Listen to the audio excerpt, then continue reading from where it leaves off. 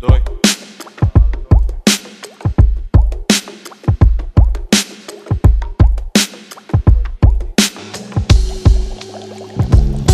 E o perioadă în viață când ți se vede pe față cam câtă viață ți-a rămas de-aseară până dimineață, când tăcut pe pilot automat trecut, neîntrerupt în filmul meu conduc pe lângă gardă.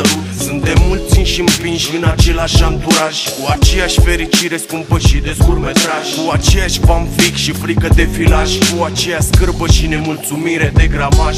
Văd pizde mai farză ca mine de 10 ori, cum caută un drac deghizat în înger păzitor. Și eu am încet de pe pământ spre nori, încep să urc pe scări, trec prin diferite stări fără să-mi pese de urmări. Printre culori vii, dacă vrei să te strecori zi, sunt sigur că o să zbor rapid că instig copiii la prostii. Școala zici că vrea să facă din ei trupe comando. Copii când aveți foi rupeți dintr-un caiet dictando.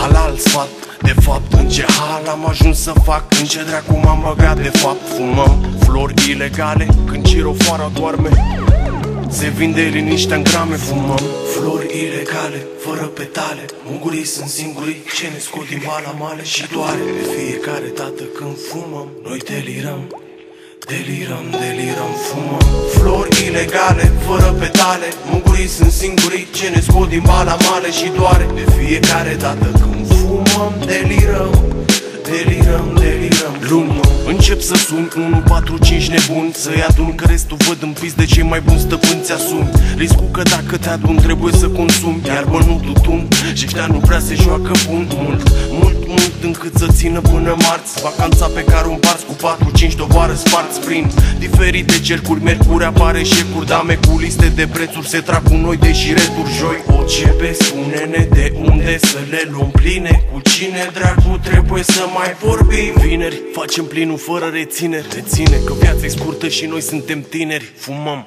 flori ilegale, fără petale, ungurii sunt singurii ce ne scot din bala male și doare. De fiecare dată când fumăm, noi delirăm, delirăm, delirăm. Fumăm flori ilegale, fără petale, ungurii sunt singurii ce ne scot din bala male și doare. De fiecare dată când fumăm, delirăm, delirăm, delirăm. Fumăm.